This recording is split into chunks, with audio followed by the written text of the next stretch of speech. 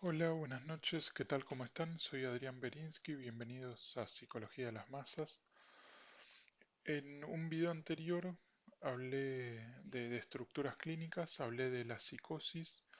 En otro momento voy a profundizar un poco ese tema y ahora voy a hablar de otra estructura clínica que es de las neurosis. Dentro del psicoanálisis hay tres estructuras clínicas que son la psicosis, la neurosis y la perversión. Eh,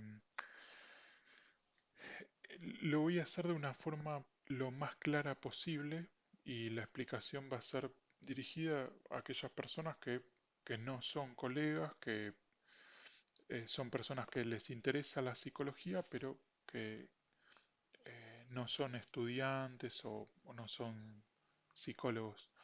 Está más bien dirigido a ese público. De todas maneras, cualquiera puede ver este video, pero está pensado para personas que les puede interesar mucho, pero no ser colegas. Eh, de todas maneras, siempre es bienvenido que lo puedan ver todos el video desde ya. Bueno, eh, dentro de lo que son la neurosis es una de las tres grandes estructuras clínicas del psicoanálisis junto con psicosis y perversión. Y a diferencia de la psicosis no implica una pérdida profunda del contacto con la realidad, sino conflictos internos que generan síntomas, angustia o inhibiciones. ¿Qué es la neurosis? Bueno, en psicoanálisis la neurosis es una afección psicológica donde los síntomas son la expresión simbólica de un conflicto interno. Es decir, la persona vive un conflicto entre su deseo, que tiene que ver con el ello, y las prohibiciones o defensas que tienen que ver con el yo y super yo. En realidad en las neurosis se da un conflicto entre el yo y el ello.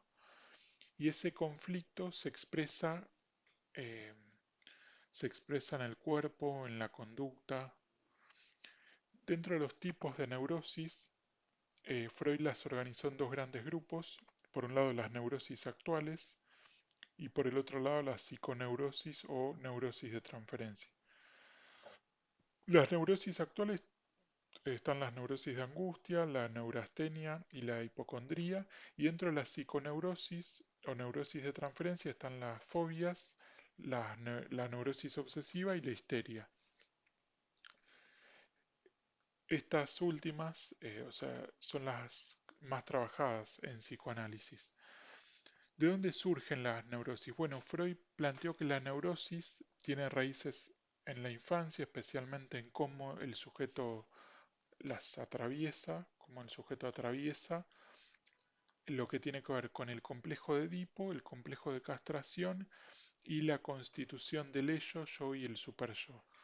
Cuando estos procesos quedan marcados por conflictos no resueltos, pueden aparecer los síntomas neuróticos. ¿Qué cambio introduce Freud? Bueno, antes se pensaba en un origen, en un primer momento, que las neurosis se las pensaba como una enfermedad de los nervios de origen orgánico. Con Freud se pasa a entenderla como psicógena, es decir, causada por conflictos psicológicos, no por daños físicos, no como algo orgánico. Para estudiar la neurosis, eh, Freud introduce tres miradas eh, dentro de lo que tiene que ver con la metapsicología, tres aspectos. Está el aspecto dinámico, el económico y lo que es la tópica. Lo que es el aspecto dinámico se refiere al conflicto entre fuerzas psíquicas, por ejemplo, entre el deseo versus la defensa, el económico, que es el manejo de la energía psíquica, donde hay tensión, descarga, excitación, y la tópica se refiere a los lugares psíquicos donde ocurren estos procesos, el ello, yo, super yo. ¿Qué dice la definición moderna? Según Laplanche, la neurosis es una afección psicógena cuyos síntomas expresan simbólicamente un conflicto psíquico ligado a la historia infantil. Es decir, el síntoma dice algo que la persona no puede expresar directamente. Eh, en lo que tiene que ver con Henry A, con los aportes de Henry A, eh, él señalaba que la neurosis afecta más al mundo interno del sujeto que su relación con la realidad.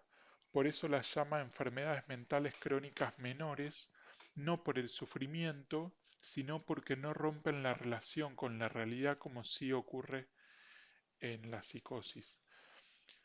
El yo neurótico y sus síntomas. Bueno, el neurótico suele tener síntomas, eh, suele tener síntomas que pueden ser ideas, miedos, comportamientos o sensaciones que funcionan como defensa frente a la angustia. Por otro lado, eh, lo que es el yo neurótico, recién decía, eh, ocurren síntomas y también esto de las ideas, los miedos, los comportamientos o distintas sensaciones que funcionan como defensa frente a la angustia. Y el beneficio, hay algo que es el beneficio secundario del síntoma, donde aparece cierta ganancia inconsciente, por ejemplo, la atención, la evitación de responsabilidades, la protección. El sujeto eh, tiene un carácter neurótico que eso dificulta la relación con los demás. ¿Por qué? Porque suele pensar eh, los demás, por ejemplo, los demás no hacen lo que yo haría, eso es un ejemplo, y eso le genera malestar y tensión interna. Entonces lo que pasa es que el yo siempre está tironeado entre los impulsos del ello, las prohibiciones del super yo, lo que mantiene en constante tensión estas situaciones. Bueno, esto era un primer video, algo traté de explicarlo de una forma muy simple para que pueda ser entendido por todos, privilegié eso, así que bueno, espero que se haya entendido y luego haré una segunda parte. Hasta la próxima. Pueden darle un me gusta o